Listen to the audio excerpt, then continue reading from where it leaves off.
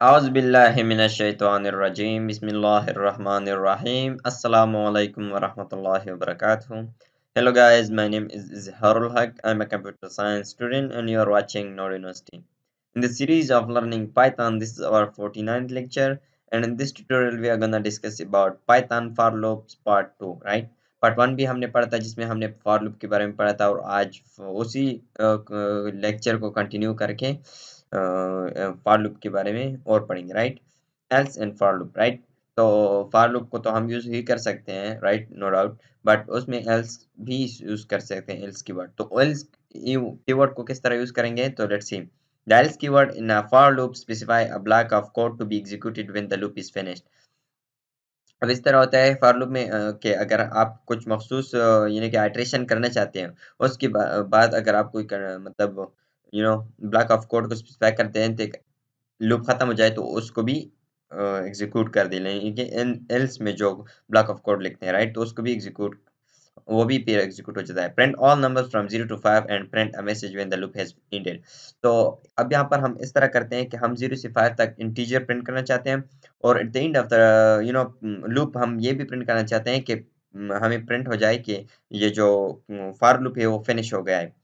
तो for x in range 6, तो ये कहाँ से स्टार्ट होगा, 0 से स्टार्ट होगा, कहाँ तक खत्म होगा, n-1। यहाँ पर n है हमारे पास 6 है तो 5 तक ही चलेगा, राइट? तो 0 से 5 तक हमारे पास इंटीजर प्रिंट करेगा और एल्स में यानी कि जब ये प्रिंट हो जाए 0 से 5 तक इंटीजर तो हमारे पास फाइनली फिनिश्ड का मैसेज आ जाएगा। ये एल्स की मदद से हमारे पास आता है। यहाँ पर मैंने एक नोट लिखा हुआ है, the else block will not be executed if the loop is stopped by a break statement. तो ये लूप का स्टेटमेंट अगर इन केस ब्रेक स्टेटमेंट की मदद से मतलब हमारे पास स्टॉप हो जाए तो ये फिर एग्जीक्यूट नहीं होगा ये एल्स ब्लॉक, राइट?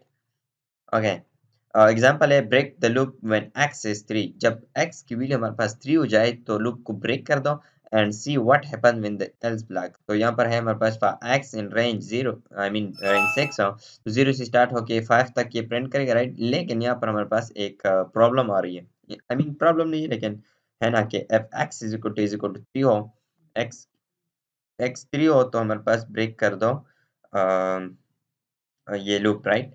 तो ये फाइनली फिनिश्ड। तो ये फिर हम देखेंगे कि ये प्रिंट होगा कि नहीं होगा, तो मैं आप लोगों को बता दूंगा, right? Okay, nested loop. Nested loop का क्या है, क्या nested loop is a loop inside a loop, right? Nested loops भी एक लूप है लेकिन नेस्टेड क्या मतलब है कि लूप के अंदर हमारे पास और लूप होता है तो उसको हम नेस्टेड लूप कहते हैं।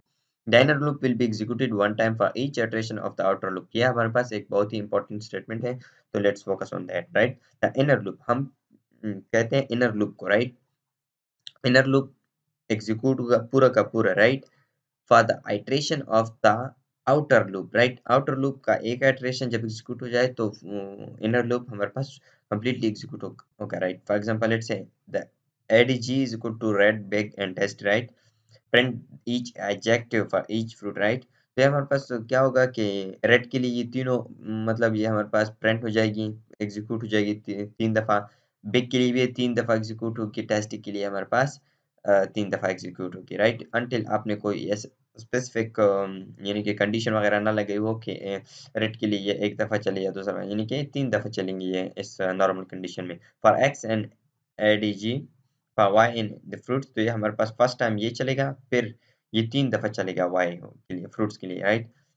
और फिर ये जब दूसरी दफा चलेगा तो ये फिर 3 दफा और चलेगा, तो यानी कि ये कम्प्लीटली हमारे पास 9 दफा ये प्रोग्राम चलेगा, 9 दफा, राइट? ये पूरा नेस्टेड लूप।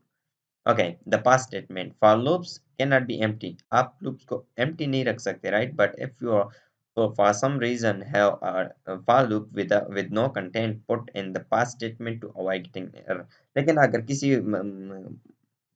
यानी कि काम से या किसी भी वजह से आप उसमें कंटेंट ना डाल सके तो पास लिख दो तो वो कोई एरर नहीं देगा, राइट?